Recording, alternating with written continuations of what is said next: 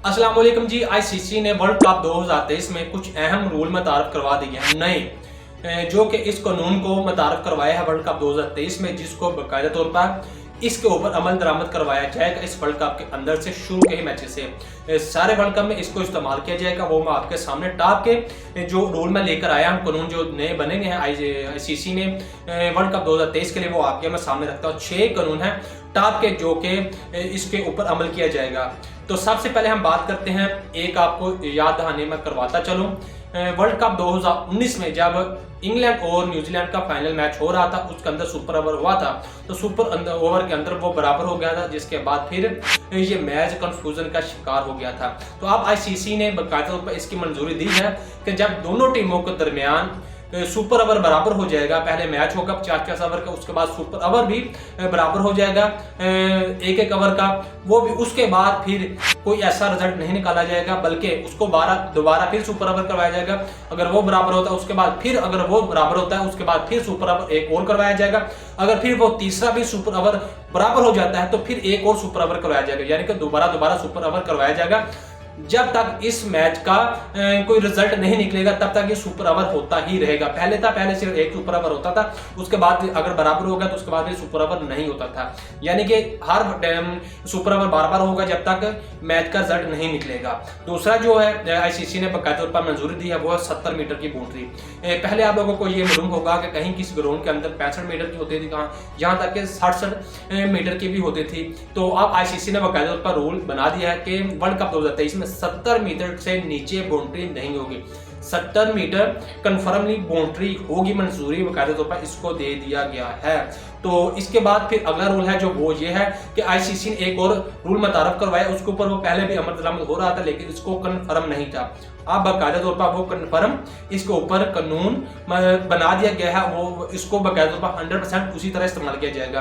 तो पहले आप लोगों को ये होगा कि जब बॉलर पहले बॉल करवाता था तो उससे पहले जो वहां पर ग्रीज के ऊपर, विकेट के ऊपर मौजूद होता था बैट्समैन, उसको बॉल हाथ से निकलने से पहले वो विकेट से निकल जाता था ग्रीज से। लेकिन अब अगर वो निकलेगा तो वो आउट मुतारफ होगा।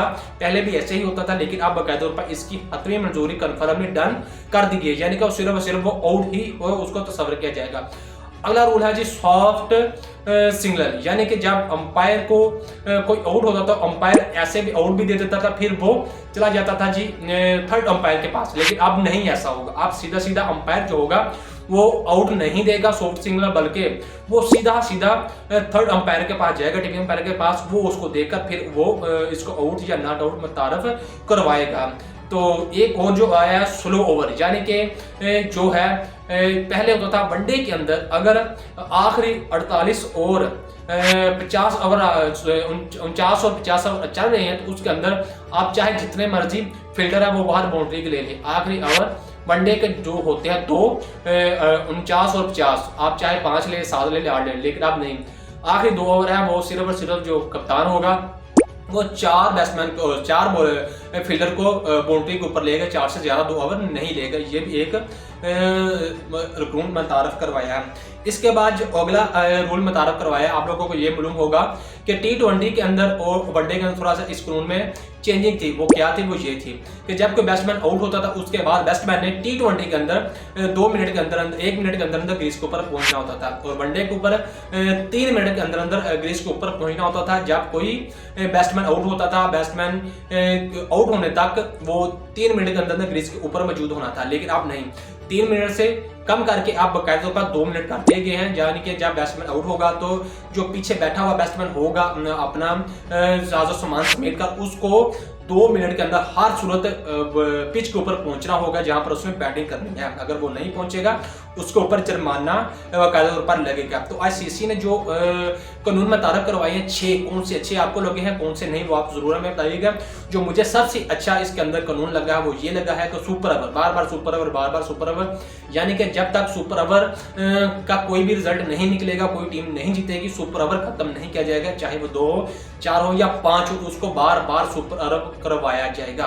और जो सबसे बड़ा एक चेंजिंग की है वर्ल्ड कप के अंदर, जो कि आईसीसी ने बाकायदा तौर पर मुतारफ करवाई है, सेमीफाइनल और फाइनल के अंदर अगर बारिश होती है तो सेमीफाइनल के लिए एक रिजर्व डे रखा गया है, और इसके अलावा फाइनल के लिए 2 रिजर्व डे रखे गए हैं। आईसीसी ने तो आईसीसी ने बाकायदा तौर पर यह भी कहा है कि अगर हो सकता है डैकल रिवर्सल वर्ल्ड के तहत अगर ये चीज़ का 20 ओवर तक भी अगर करवाया जा सके तो वो भी उसको बाकायदा तौर पर करवाया जाता है, तो उसको भी बाकायदा तौर पर इस्तेमाल में लाया जाएगा जी।